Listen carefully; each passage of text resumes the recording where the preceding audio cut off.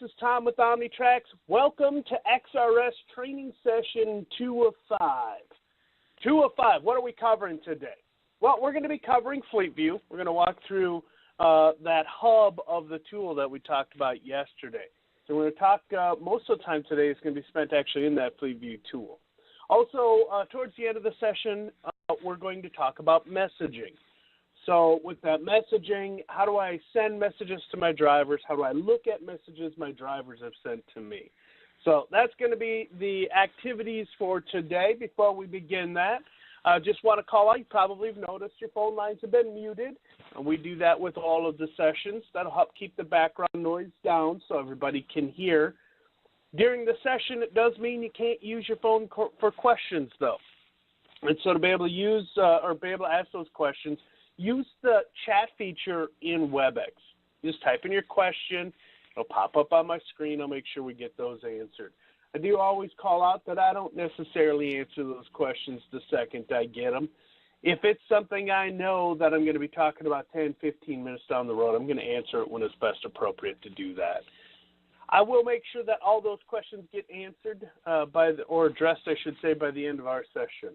At the end of each session, just like we did yesterday, we'll open up the phone lines for questions over the voice service at that time. So during the session, use that chat. At the end of the session, we'll go ahead and use phones. So with that, let's get into it. Let's jump into it. Again, as I said, today's plan of attack, we're going to start with Fleetview. Now, if you remember yesterday, Fleetview really is the hub of our tool. It's where I can go and see what's going on with my fleet. Now, I want to make sure we call out, again, just like we talked about yesterday, this is a high-level look at what's happening with my fleet, so I can kind of see what's happening now. Again, I said high-level because that's a common theme here. High-level, and then as we're looking at it, if we see something that looks a little weird or a little off, we can dig into it from there. And so get more detail in the problems. Again, I can't say this enough, folks, right? We're talking about big data, and big data's got a lot of it. And when we're talking about big data and a lot of it, we can't look at everything, right? We've got to start targeting. We've got to start using, that high-level detail, see things that maybe don't look quite right, and then dig into those. And so we're going to see that in here as well. Before we start digging into the information, of course, yes, we've got our map. Yes, we've got our list.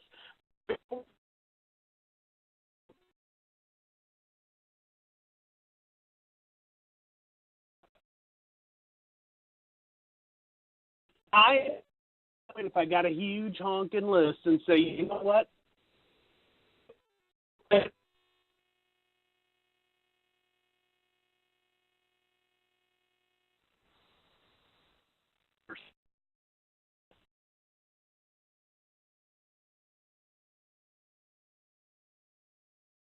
I am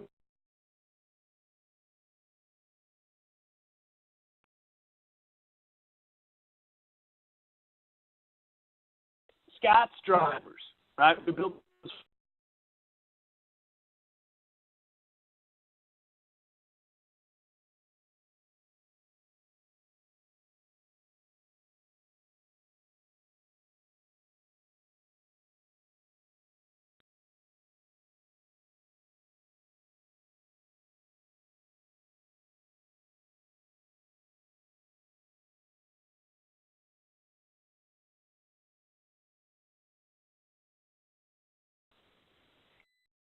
let me just, somebody said my, and check and make sure everything is plugged in correctly. And, yeah, so we'll go ahead and, a quick filter are more about what's going on. And so as we look at that, I can go and I can see drivers that are low on drive time. Or let me know my drivers that are in violation. What do I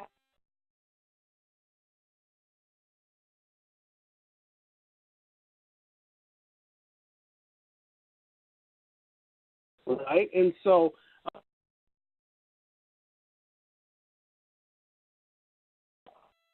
who've had that drivers on vehicles. And so this is getting me to the root. And so we've got these different. This affects. All right, somebody else.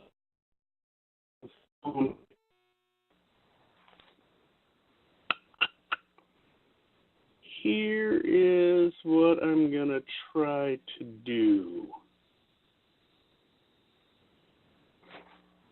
Folks, I'm not sure if it's me or the conference line, although I'm looking, and according to everything that I'm seeing going out of my phone, everything looks like it should be good. But what I'm going to do real quick, right, is I'm going to actually hang up, and I'm going to dial back in. So hopefully that takes care of it. So just a minute. I will be right back.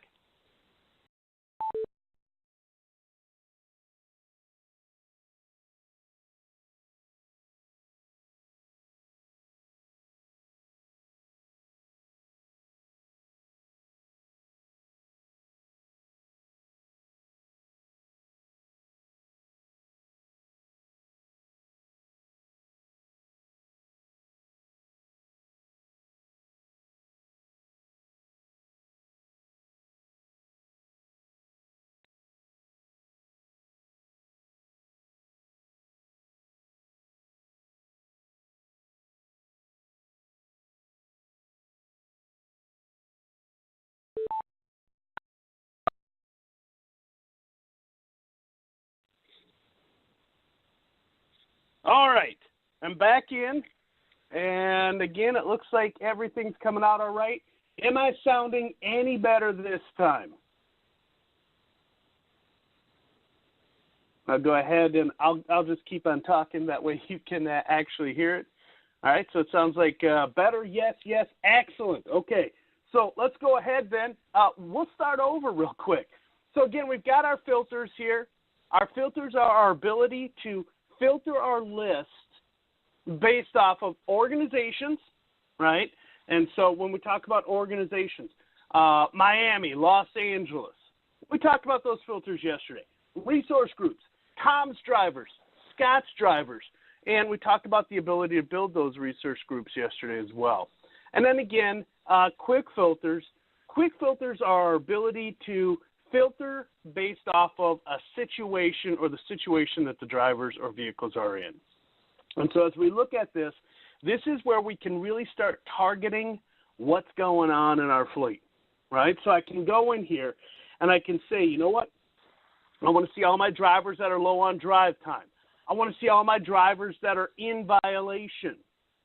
By the way, again, as I said, with that in violation, my hope is it says no data found because that means nobody's in violation. But this is allowing me to start targeting things. Instead of the other filters, which are who are you and where do you belong in a company, this is about what's going on. And so, again, we're right back to that same deal where we're not trying to dig in, see high-level detail for everything.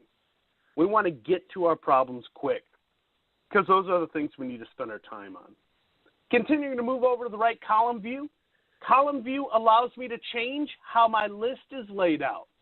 And now we can see vehicle ID, motion, driver name, driver ID. And that's because I'm looking at the default column view. If I click on column view, I can change that up. I can say, you know what, I would like to look at the HOS column view instead. And when I do that, notice how this list changes. The pieces of information that we have available to us are different columns. And so now I can see the vehicle, yes. I can see the driver, yes. I can see reset available, reset end if my driver was off duty, and I can even see when recaps are happening. Now, I got to tell you, I don't really care for it. I use that column view just about every Tuesday morning around 10, 12 a.m. That's about it. That's the only time I use it. And people say, well, why? Because I'm all about custom. I like to have more and I like to have what's important to me, not somebody else's predetermined list. And so I can actually change how that list lays out and more customize it. If I mouse over one of the column headers, you'll notice we get this little drop-down arrow on the side. Sometimes it's a little hard to see across WebEx. When I mouse over it, it says Hide Show Columns. Here's all of the columns that we have available. All of them, right? And so if I wanted to, I can say, you know what, I'd like to add something else to this. Maybe I want to add the location information. Yeah, there we go. I added it to my list. Put a check mark in the things you want to see. Remove the check marks in the things you don't want to see. And so that gives me the ability to customize that list. Now, I will say I do use that on occasion. But I got to tell you, actually, there's some things that I like even more than that, right? Even more than that. And that is everything. Yeah. Instead of having this column view, or instead of being able to go in and customize my list, notice in the middle of the page I have these right and left arrows. It allow me to change the way that this is laid out. If I click on the right arrow, I get the full list. Now I got everything that I need, right? And so I can scroll down, I can see all my drivers, all my vehicles. I love this because I can quickly scan through my entire fleet right here. That's fantastic. And see all the information about what's going on. Each driver's got a line item of important things that I care about. And if I see something wrong, of course, I'll start digging into it. But I'll come in here, I'll scan through this. Everything's great. Or if I got problems, I'll deal with them. And then once I'm done with that, I click on the split screen icon to go back to normal. That's how I deal with it. Come in and see what's going on. By the way, we can't talk about the right arrow without talking about the left arrow. The left arrow says full map instead, right? So, yeah, I can get my full map if I want instead. And so, again, that split screen icon allows me to go back to split screen. As we said yesterday, more than one way to get the same thing done. I can do that up here using map only, list only, or map and list. So I can do icons or I can select from my list. And again, that helps me be able to see everything. I do that all the time. Let's go back up to the top of the page, show labels. If I go ahead, and I'm going to zoom in a little bit on my map here. If I go ahead and I find these icons on the screen, I can mouse over them to see what that icon is. This is vehicle 101S. No drivers logged in currently. Or I can go to my green truck. It's a vehicle 102S. Jeff Gardner's driving right now. So I can go in and mouse over them and get that pop-up, or as we call it, the label. So I can go do that, absolutely. Now, one thing I want to call out is that I can also have the system just show me all of the labels. If I put a check mark next to show all labels or show labels, then they're all going to pop up. Now, I don't got a lot on my map, do I? Only 4 items, actually. And so as you can see, the reason why we give you the opportunity to say show them all or let me mouse over them instead is because if you got a lot of stuff right next to each other on that map, it's going to start getting unruly pretty quick. And again, in my case, I got 4 items. That's all I have is 4 items. And already they're stacking up on top of each other, making it a little bit hard to use. Now, even with show labels on, I can mouse over things, and when I mouse over them, what will happen is they'll pop up as the top item on that map. So I've got those labels that I can use. And the other thing to keep in mind, too, is if I want to make these labels a little bit more user-friendly when I'm showing them all, just zoom in a little bit so that they're a little bit farther apart. But again, we've got that show labels, so I can say show them all, or just let me mouse over them and be able to look at them one at a time. Next icon we have at the top of the page, this is our refresh button. In order to understand the refresh button, we kind of got to understand how the technology works. Let's start in the truck. In the vehicle, we take our relay, that's the box, and we plug it into the engine's computer system. This gives us 2 pretty important pieces of stuff that we have. right? It gives us electricity. That's pretty important for electronics. And then it also gives us information. What is the truck doing, right? We talk about examples of that information.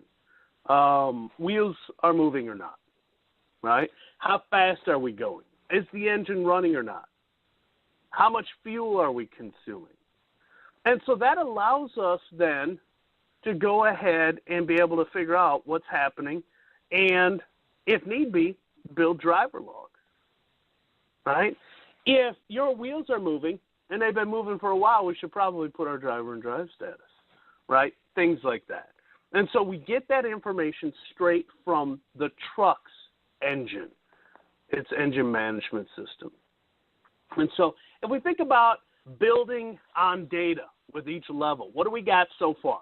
Well, because we plugged the truck in, we know, hey, this truck is doing 60 miles per hour. That's all we really know at this point. What's the next step? Well, that box that we plug into the engine, that's got to be stuck to the dash so that it can see out the window. And that's because it's the GPS receiver. That's where we get our GPS data from, is that box. And so it's looking up out the sky, and it sees the sky, and it says, okay, this is where I'm at. Some important things we should call out, right? When we come to installing that thing, it does have to be on the dash. It's got to be close up to the windshield because it's got to be able to see out that windshield. GPS does not do well with obstructions. And so we'll get folks that will install it underneath the dash. Or they'll go in, they'll get fancy with it, and they'll install it underneath the driver's seat. Well, that means GPS isn't going to work very well, right? And so we got to make sure that we install it correctly. Also, something that's changing with that installation instructions is there's LED lights on it. And those LED lights need to be set up or situated in a position in which the driver can see it, right? That's part of the new ELD mandates we've been talking about, right? That's 395.16. And so we've got to make sure that the driver can see those LEDs because it gives them feedback or information about the system's health. If we think about what we got now, information-wise, the truck is telling us we're doing 60 miles per hour. And the GPS box is now saying, hey, we're doing that on Interstate 94 in St. Paul, Minnesota. So we're kind of building as we go here. Next step, using the mobile application, that's your tablet or your phone or whatever you got in the truck, your driver logs in and then pairs to that vehicle. That's a two-step process. Log into the mobile application and then pair to the truck. Doing so now allows us to know who's doing the work, right? Who's doing what in here. And so when we pair in, I should call out that we use the word pair because we are connecting to that box using Bluetooth. That's the same Bluetooth that you use for your headsets, when you're listening to music, or whatever else you got for your phone. And so it is a two-step process. Now, we should call out, what do we have information-wise at this point? The truck's telling us 60 miles per hour. The box is saying Interstate 94 in St. Paul, Minnesota. And the phone is saying Tom Strom is the driver. That's now giving us that full set of information that we need. That's now building our driver logs. It's providing us with performance information. All of that information is packaged up and it's sent into our servers. And when we talk about how often does that happen, well, there's a setting that controls when that occurs. That setting is called mobile comm or mobile communications. Should call out that setting as a setting we can change. You cannot, right? But it dictates how often should my device call home and report everything that's going on. That default setting for mobile comm is every 5 minutes. So every 5 minutes, your phone's going to call home and say, hey, server, here's what's been going on in the last 5 minutes. We do want to call out that that's give or take a minute, right, for traffic, right? If there's a lot of traffic on the network, that might take a little bit longer. And then also it's given we're actually in coverage. We're not in the dead zone, as the Verizon folks say, right? And so provided we're in that coverage, every 5 minutes that's going to call home and give us what's going on with that. Now, I do want to make sure we also call out, that's updating our server, right? Now, a lot of people say, well, 5 minutes, that's not real time. This is not a real-time system. It is near real time. In fact, in your case, every 5 minutes, right? So near real time. And then people say, well, why 5 minutes? Why not more often or less often? 5 minutes is a good balance point, right? If we were to have this stream alive, right, that'd be a lot of data. Burn out your data plan. You'd pay somebody a lot of money for that much data, right? And so because of that, we have gone ahead and said every 5 minutes, right? That way we're not killing that data plan. It's about conserving your data. Now, you might be saying to yourself, well, why not 10 minutes then? That would be even less data. It is a little bit less data, not a lot, but a little bit less data. But at that point in time, we start having problems with how far apart are we, right? Between us, that's you and me, and the information that the servers are seeing from the trucks. And so 5 minutes is about a perfect number. Every now and then we'll have somebody that needs that a little more often. That can be changed, again, by us. But we would want to talk to you about what those fallouts are. So every 5 minutes is how often it reports information to our server. Just so we're clear, this refresh button has not come into play yet, right? Because the next step is when you're looking at information, what we're doing right now, right? We're looking at information in XRS. If we come in to Fleetview here, and we're sitting and we're looking at our map, and we just stare at it all day long, how often is that going to update? Well, that's dependent on a different setting, Fleetview Refresh. And Fleetview Refresh, you can change. That's a setting you can control. How often will my computer call the server and say, hey, can I get a new copy? It's been a while. Now, when we talk about what I see people do, right, I see people that'll set it for 30 minutes. If I'm sitting here staring at Fleetview, in 30 minutes, my computer will call and ask for a new picture, right? So I see that as a setting. I also see people say never. I don't ever need Fleetview to refresh. Every time you come into Fleetview, you get a new copy, right? And so people set it to never. And yeah, I have people that'll set it down so that it happens every couple of minutes. Sure, that can happen as well. Now, when we talk about updating that or that refresh of Fleetview, right, why do people set it at those different numbers? That's, again, a balancing act, but this time of your internal networks, your internet, right? If your internet in your office is a little bit slow and you set this to update every, let's say, minute, 2 minutes, and you got a ton of people that are looking at this all day, we're going to kill your internet, right? You're not going to get anything done. On the other side of that, if your internet is screaming fast, sure, you got the overhead, you got the extra bandwidth, you can have this download more often. And so we give you that control because, to be quite honest, we want you to be able to get the best experience possible, and that's more dependent on your network than anything else. The good thing is, no matter what you have your setting at, right, 5 minutes, 30 minutes, never, you can always ask for a fresh copy. And in fact, if we go down to the map, you can see that Jeff Gardner, about a quarter inch away from E in Egan, right? But if I click on this refresh button here, it's going to contact the servers, and it's going to say, hey, get me a new copy of what's going on here.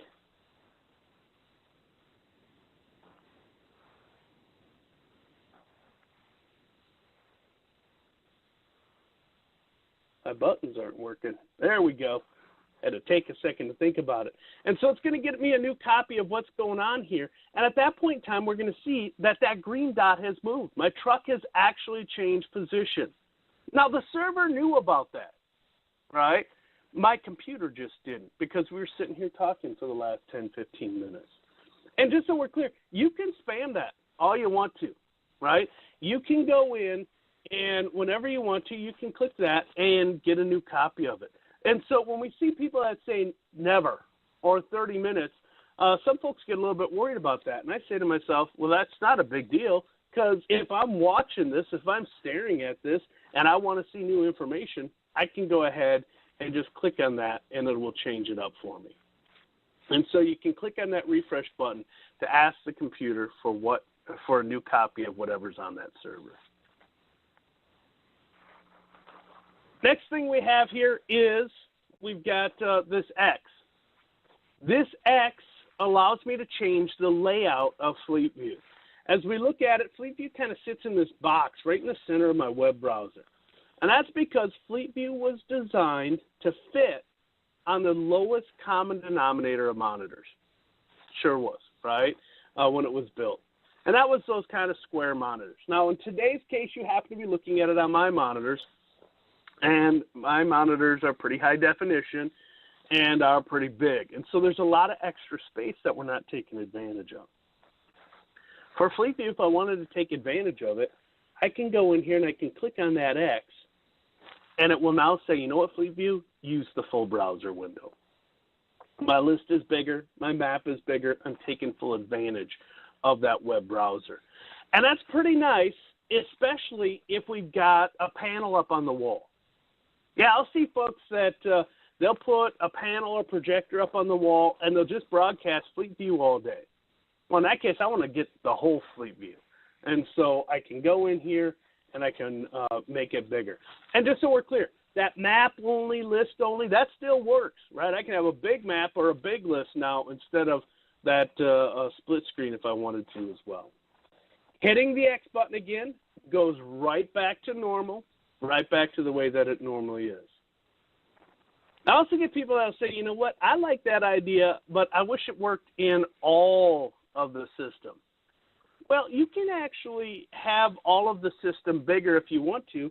I just go up to, in this case I'm using Chrome, I go to Chrome and I just adjust that zoom in ratio there, right? In fact, all of you are looking at my screen zoomed in 150% to make it a little bit easier for you to see on your side.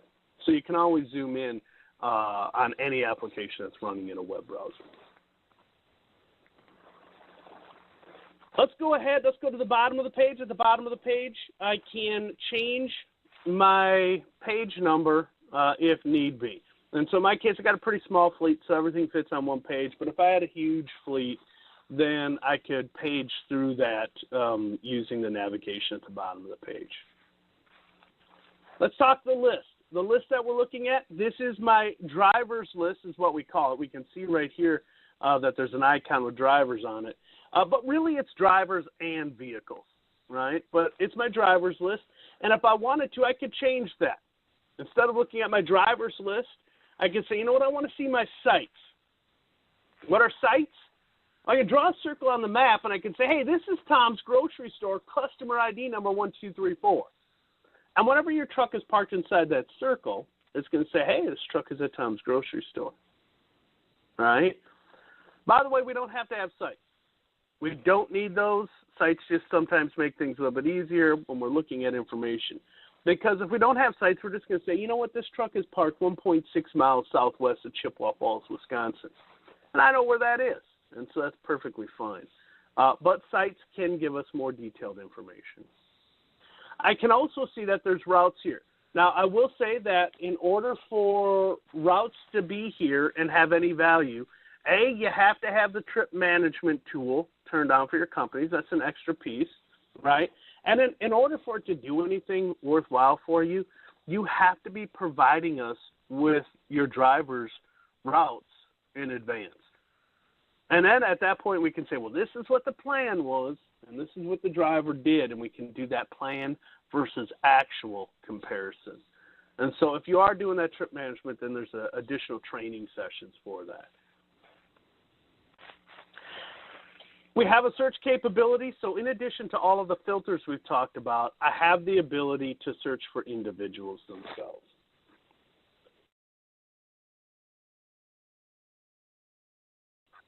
As we look at our list, I can see in my list, the way I have it sorted anyways, all of my drivers and the vehicle that they are logged in and paired to. Again, that's a two-step process. We're going to generically just call it log in, but the vehicle that my drivers are logged in and paired to. And as we can see with Al here, logged into none, right? He isn't paired into anything. If I scroll down to the bottom of the list, I can see here's all of my vehicles and the drivers that are logged in and paired to that truck. And again, as we can see in vehicle 103's case anyways, nobody's logged in. When a driver logs in and pairs to that truck, those two lines, the vehicle line that used to say no driver and the driver line that said no vehicle, merge together to become one.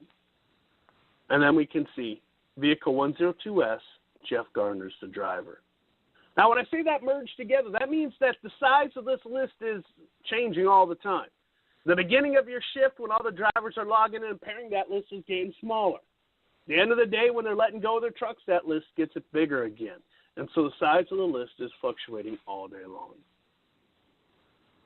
As we look at the list, we already talked about kind of how to make that list change up and show us more information. Now, if I want to, I can do some work from here.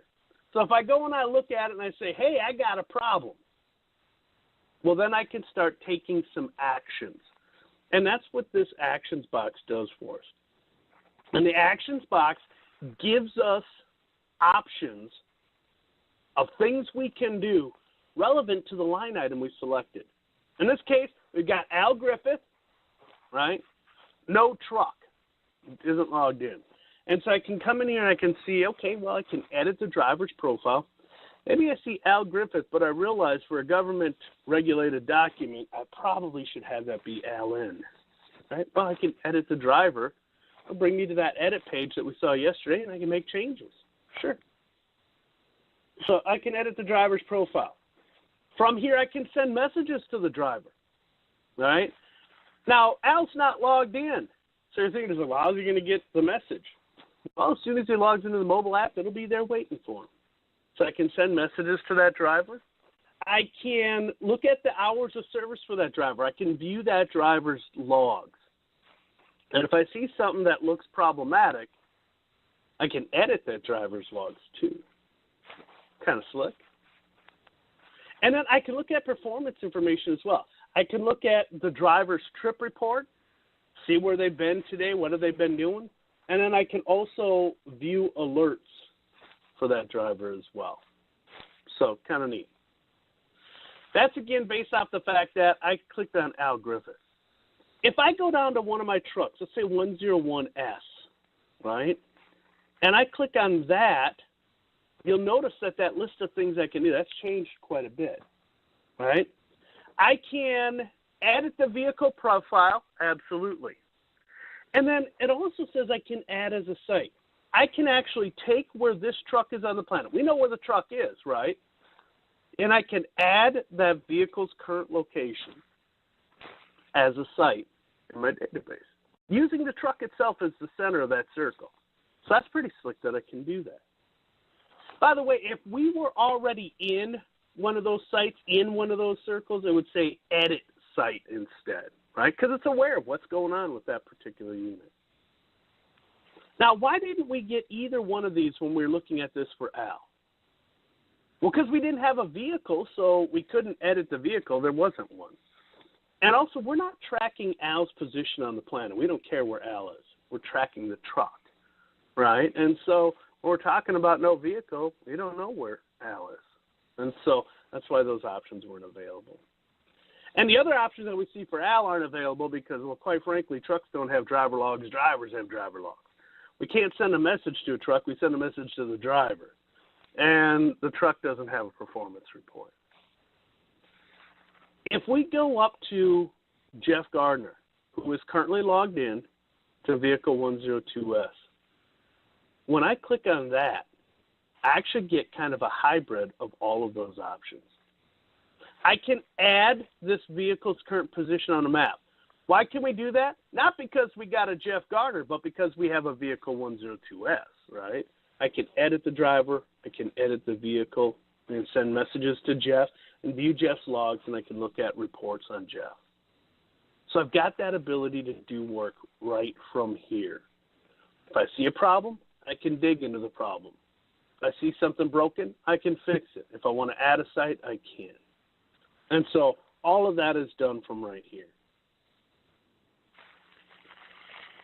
Something to note in here, you'll notice that the vehicles and the drivers are underlined. Underlining is a pretty important thing in XRS. Anytime you see something underlined, that means that we can click it. It's all over in XRS. If it's underlined, you can click it. And so if I go in here and I click on Jeff Garner, what's going to happen is we're going to go over to the map, and we're going to zoom in on where that truck is currently at. And so we can see that right over here. It went in, found that truck, zoomed in on it to give us information about what's going on. I'm going to close that for a little bit. I'm going to back out here for a minute because I want to show you that if I mouse over that vehicle on the map, notice it's underlined as well. I can do the same thing. And so when I do that and I click on those items, actually I should have zoomed out a little bit farther on that. You'll see that when we click on it, it'll zoom in as well. So I can either click on things on the list to zoom in and get it popped up, or I can click on it on the map to zoom in and pop up. And once I do that, I get information about what's going on with that particular item. In this case, I can see, well, this is 2.9 miles northeast of Woodbury, Minnesota. No site information because we're not parked at a site. Even though we can see we're at Sam's Club, right? We're not parked at a site.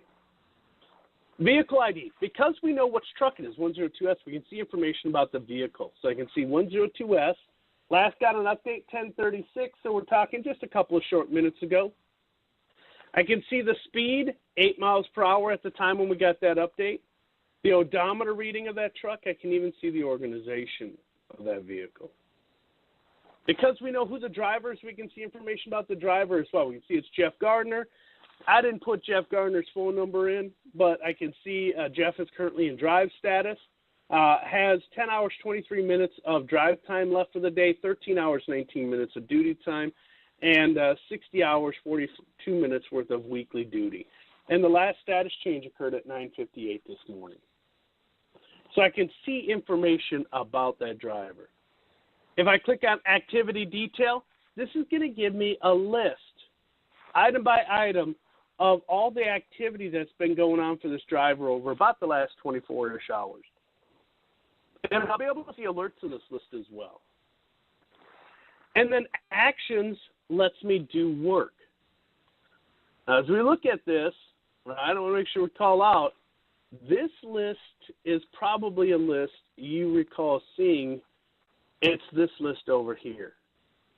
They're the same list, right? So I can zoom in on things on that map and then do some actions, or I can do it from the list instead, whichever one works best for me. As we look at this, the map that we're dealing with, it's Microsoft Bing. Why is that important? It really isn't, right?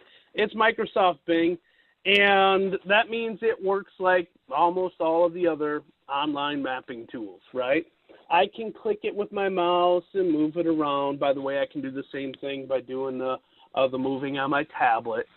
I use a scroll wheel on my mouse to zoom in and out. On my tablet, I can do that pinch to zoom thing. And so I can also do those same things right here. And so, so kind of a neat tool to be able to work with. As we look at this map, currently we're looking at it in road view, but I can change that up if I wanted to. I can instead, if I want, go to aerial view. Aerial view is a straight down look at wherever we're at, right? And so in this case, I can see kind of that satellite image. I can also change it to bird's eye. Bird's eye is kind of cool because bird's eye gives me an angled look at wherever I'm at. So I'm kind of seeing the sides of those buildings. And even notice that we got kind of a new deal here with these rotate, and that allows me to rotate around and look at this from different angles. And so Now I'm able to see the different angles of that building and where we're at. As you look at this, this is an okay image, right? It's not a great image. I've seen better looking images. By the way, I've also seen worse looking images, right? And even there are some areas that don't quite yet have that bird's eye view to them. But it is a great way to be able to kind of see or spin around a building to kind of help drivers if your drivers have questions. Hey, how do I get into that place? Well, you can kind of look at that building from different angles. As we look at this, how up to date is this? Well, when we talk about the images, we want to make sure we call out they're not live, right? So first and foremost, if your truck happens to be in the picture, that's dumb luck. That's not how it's supposed to work. That's just dumb luck that your truck was there on the day that the image happened to be taken. And so how old are they? It really depends on the area, right? They're constantly being updated. Obviously, more growth it would be an indicator of newer maps. Less growth would be the opposite of that. But the best I can tell you is I looked up my house. Like, doesn't everybody? And I looked up at my house, and I can tell you based off of construction project in the neighborhood, my neighbor when they had their trailer parked in our alleyway, and my truck, I can date that to be about a year and a half-ish ago. That's my house. And so some images, again, are going to be more up-to-date. Some are going to be less up-to-date. I'm going to switch back to road, and I'm doing that not because we got to for what we're about to do, but it's easier to see in WebEx when we do this, right? WebEx sometimes struggles with a little bit with colors. So I want to do this just to make it a little bit easier for you to see this new feature because it's kind of cool. And we're going to go to Los Angeles, California, where right now they're wrapping up their rush hour traffic, right? And I want to go here because view traffic. If I click on view traffic, what happens is it overlays traffic layer on top of the map. And so now I can start seeing, hey, what's going on traffic-wise? And if needed, I can send out to my drivers, hey, you know what, avoid this area because there's a big problem. And so anytime you see green, that's telling you it's going as good as can be expected. Yellow, a little bit of a backup. Orange, a little bit more of a backup.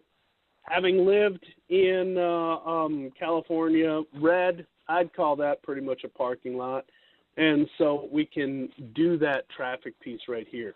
And one thing that I will tell you that I've seen that is really kind of a cool way to use this is I've seen customers where, again, they have that panel on the wall and they've got, in full browser mode all day long, XRS up on the wall so that they can see what's going on with their fleet, their drivers. So they've got that ability to kind of look up and see, okay, where's everybody at? What's everybody doing? So that's kind of slick. But what they'll do in the morning is they'll go into full map mode, and then they'll turn on traffic around the office. They'll zoom in on the map so that the map is showing things that are happening around the office. And in that way, as the drivers are on their way out the door, they just come walking by, they can kind of look at that live traffic feed of where's the problems, and they can say, you know what, then I'm going to avoid that area, right? And so if you've got a driver that normally goes north, but they see the highway north of them is red, maybe they'll go east instead and then go north, right, since they normally go north and then east, right? So a great kind of tool to be able to have up in the office that the drivers can see as they're walking by. And then, of course, in their case, once the drivers are all out, they turn traffic off. They go back to split screen on it so that they can kind of see what's happening and keep an eye on what's going on.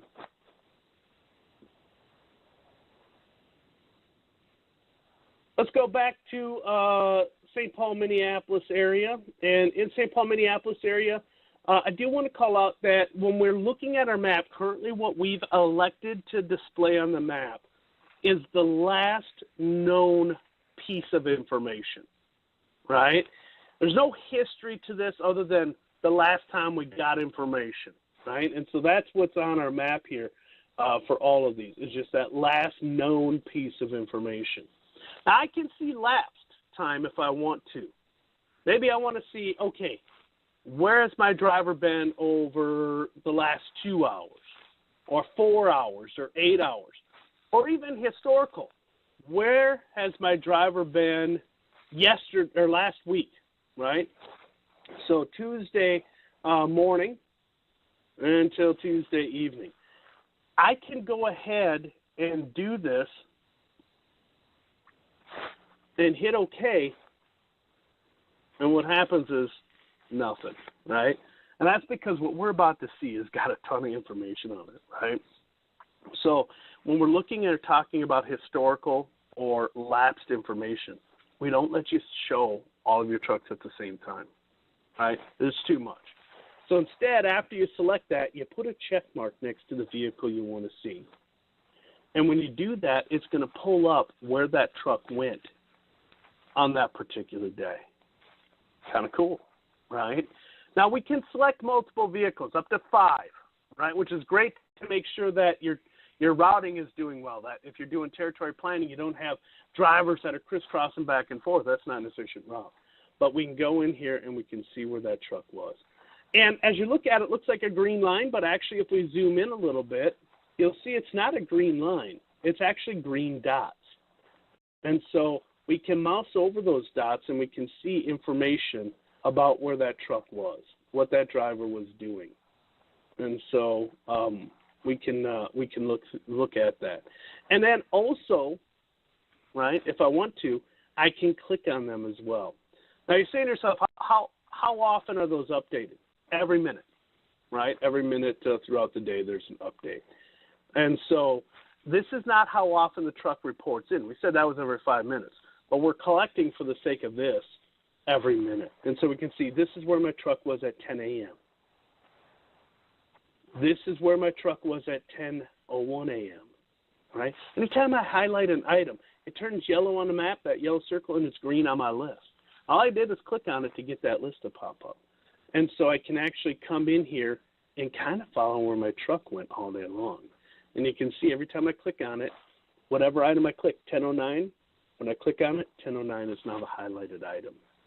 I can do that in reverse order too if I want to, right? I can click on in the map, and in the map it'll pop over onto that list as well. So we've got that ability to see where has my driver been, what have they been doing. Also, alerts will appear here. And in addition to alerts, stops will also appear on this list as well. So when your driver makes a stop, we can go ahead and we can click on this right here, and we'll be able to zoom in on it, and we'll be able to see there's a stop right here. So that is the historical view. I'm going to go back to last known. And one last thing that we're going to talk about on this, let it reload, is the push pins. The push pins are the icons that we are putting on the map, right? And right now we have vehicle-based icons. This stop sign, for instance, that's a truck that's at a stop. When it's got green, that means it's a truck that's moving. We can see blue. That means it's a truck that's not currently communicating. That's because it's not paired, right? There's no communication with that truck right now. Nobody's using it. And then also we have this yellow circle. And this yellow circle is a site, but it's a specific type of site. It's a domicile, right? When we built the site, we said, hey, this is a domicile. I can elect to not only have drivers and vehicle icons and domiciles, but I can say, show me all the other types of sites that we've built in our system as well. And when I do that, it's going to go ahead and it's going to pop up orange flags to indicate those sites. And so it'll take a second here. And actually, it looks like, by the way, folks, Microsoft Bing just had an update, so things are changing on the fly as we're going through this. But as we can see here, there are different icons here now. And so this red circle says, hey, there's a site, but it's not a domicile. And we can see what those different sites are. And so that shows us, there we go, there's our orange flags. Just had to zoom out a little bit better. So that shows us the other sites that we have in our database. let's change it up a little bit. Let's talk about messaging, right? So we've talked about how to use Fleetview messaging. We got a ton of ways we can do messaging, right? I can, from Fleetview, click on select and say I want to send a message to a driver. Sure can. I can go to the map, I can click on a vehicle, and I can say actions, and I can send a message. I can go to the messaging tab at the top of the page. That's all over the place. I can click on I want to send a new message. Or I can go to the inbox, whether it be from up here or from, again, that messaging tab, and I can send a message in there from it as well. And what we're going to go is we are actually going to go ahead and we are going to go to the inbox so you can see what the inbox looks like. This is the inbox. And when we look at the inbox, I know I'm looking at it because in orange, I'm now highlighting that in blue. It says inbox. If I wanted to, I can click on Sent Messages, and that will allow me to see, instead of the inbox, my Sent Messages box. This is all of the messages that I have already sent out to my drivers. They've already been sent, right, a long time ago. In fact, if you're wondering how long do we keep the messages, I got stuff here from 11/15/2013, right? That puts us approaching the 4-year mark, right? So we'll keep messages for a long time. You can delete them yourself, but if you don't delete them, they're going to stay in here. Clicking the inbox icon brings me back to the inbox. As we look at that inbox, if I got a ton of messages, I can start filtering. And we don't really need to talk much about filtering anymore, I hope, because we've been talking about that a lot, right? But so I can filter those messages as well. As I look at the messages, I can see who they're from, who they're to, the title of that message, the date that message was sent. And if we want to see or read a message, all we got to do is click on it. And so I can go ahead and click on it, and then we see that message over on the right-hand side. As you look at this first column has alleyways that show us different icons. Those icons tell us important information about something, right? So the first one we see is the envelope icon. If that envelope is open, it means that we've already seen that message, whereas if the envelope is closed, it's unread, right? And we should call out unread messages are also in bold here, right? The text is. Next alleyway is the type of message we're talking about. Anytime we see this icon here that looks like it's a document or a form, that means it's a form message. And what's a form message? Well, you can take forms that you have drivers fill out, you can turn them into electronic forms that the drivers fill out instead. Now it's a form message. Whereas if there's no icon, that indicates it's just a basic text message. The driver typed in whatever they wanted to type. The third alleyway, I don't have any examples of this, but this is when the driver sends the message, they can put a priority to it. They can say, hey, this is a high priority message. Let's see a red exclamation point on it, right? Or it's a normal or low priority message, in which case we don't. And so in this case, all of mine are non-high priority messages. And then the fourth column or alleyway is about ownership of the message. We had to make a little bit of change in how we did messaging based off of lessons learned from our other products, right? Last decade or two of dealing with this messaging piece, we started seeing some interesting things happening out in the field. And what would happen is we'd see a driver would send in a message asking a question, for instance, right? A driver's going in and he's saying, hey, I need help with this. Well, if you remember yesterday, we said drivers don't get to address the message. It goes out to that group of people that we define for that driver. And so based on that, the driver might send a message and everybody on the call today gets that, right? And so what happens? Well, Michelle, I know you're in the background there somewhere. Michelle, you might get that message and you're saying to yourself, well, let me help my driver out. So you go spend a couple of minutes doing some research for him and you reply back, right? It might have in total taken you 10 minutes.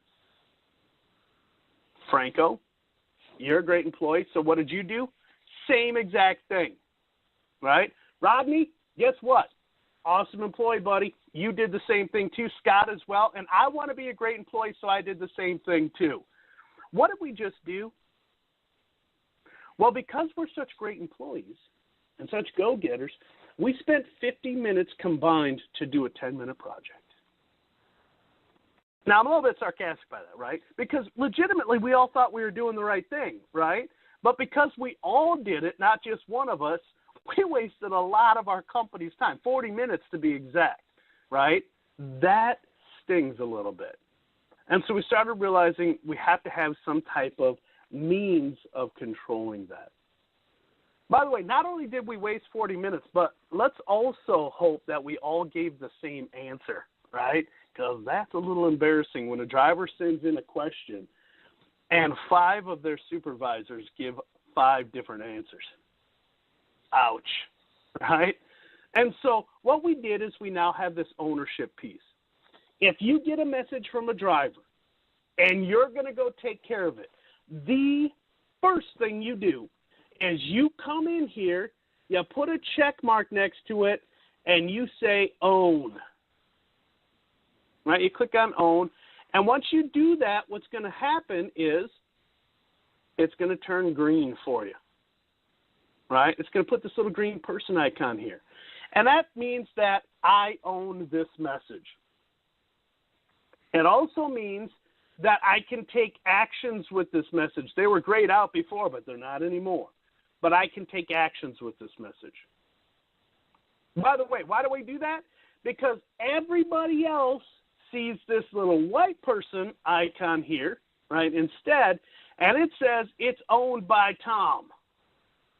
And now you know you don't have to worry about it. So you can go on to other things.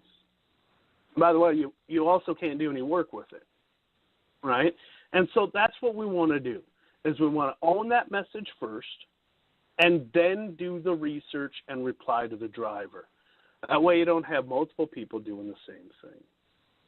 By the way, if I own a message and I have to step out, I can reassign that message by clicking on reassign here. And I can say, you know what, I'm going to give this to Scott. And when I do that, though, I got to do the right thing, and I got to tell Scott that I'm doing it, because Scott's not going to get a notification. So I got to say, hey, Scott, I got to step up. Can you take that thing for the driver? Yeah, absolutely. To send a message, I'm going to click on New Message. I'm going to send a new text message. When I do that, I'm going to get a pop-up or my screen here. I have to address it. Which drivers do I want to send it to? When I click on that little list icon, I can select a driver, or the same way we do multiple things in Excel, I can use Control or I can use Shift and select a range, right? And then I can hit the right arrow. Users, I can send messages to users, absolutely. There may be messages in which I need to send out, and I want the team to see it, both the drivers, but also the folks in the office, so that they know what I sent out in case the drivers ask questions. Not only can I do individuals like we've been doing, but I can also select resource groups. I can say I would like this to go out to Food Distribution East. And when I do that, I have to select whether I want it to go to the drivers in Food Distribution East, the users in Food Distribution East, or both. So now I can send a message to Tom's drivers if I wanted to. Once I've selected the who's I'm going to send it to, and by the way, notice, yeah, we can do any combination of this. So it's pretty crazy what you can do as far as messaging, because I'm sending it to these drivers, these users, plus the drivers and users for Food Distribution East. When I want to send this, I can send this in different priorities, which means because the drivers can't read these while they're driving, on the screen they're going to get a little pop-up that says, hey, you got one new high priority message, or hey, you got one normal priority message. And I can put together process or procedures for drivers. You get a normal priority message, just take care of it when you get to your next stop. If you get a high priority message, it's kind of an emergency, find someplace safe that's not on the side of the highway, park your truck, and read it so that we can get that quicker. By the way, also on your tablets, your Android devices, the GPS lady will read them out loud. Kind of cool, right? So she'll read it out loud for them. Priority, send options is next. When I send this, I can say, you know what, I want acknowledgement when it's been received by the vehicle. I can say I want an acknowledgement when it's been opened. Yeah, there we go. So the driver can't say, I didn't see it. Oh, yeah, because I got an email that says that you opened it up. And I can even require that they reply to it. Pretty slick. And then I type in my message, and I hit send. How long does it take to get to the truck? Mobilecom. Mobilecom says how often the truck's going to call home. When it calls home, it says, hey, here's what I got. And then it also says, what do you got for me? This message. So Mobilecom, if it's been 2 minutes since the truck last called home, in 3 minutes it's going to call home again. Give or take a minute, and of course, provided we're in coverage. And so that's the expectation for those messaging times. And so kind of cool that way.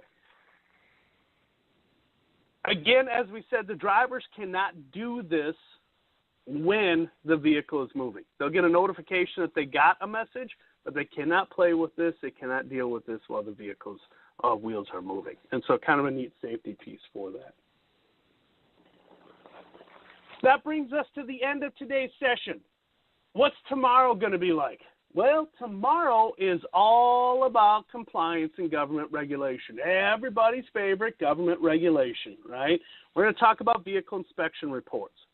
We're going to talk about certifying repairs when the vehicle has been repaired after drivers noted a defect. We're also going to talk about hours of service. And if we got time, we're going to edit a driver log tomorrow. And so those are the things that we're going to be getting done for tomorrow. I'm going to open up the phone lines in a minute. Before I do so, I want to remind everybody about those surveys in OmniTrax University, right? That survey gives you the ability to tell us how we did today. And after each and every training session, we'd like you to take that. All you got to do is go back to OmniTrax University, and where you click the launch button for today's session, there's now a survey button. You can click that survey and fill it out. Again, that's after every session. It helps us provide better training tomorrow. And I tell everybody this, be honest, because if you're honest, then I actually truly know how I'm doing. And if I got to make changes, I can. And things that I'm doing great, we can try to replicate across our entire training team. And so please take a couple of minutes to do that. I'm going to open up the phone lines. When I do so, I'm giving you this fair warning. Everybody's going to be able to hear what's going on inside your office. So if you got a crazy discussion going on right now about how your company's taking over the world, top secret, you don't want us to know about it, you're going to want to stop that conversation. Because I'm giving you fair warnings. I'm unmuting the phones in 3, 2, 1. All right, phone lines are open. I'll turn it over to you. Anybody got any questions?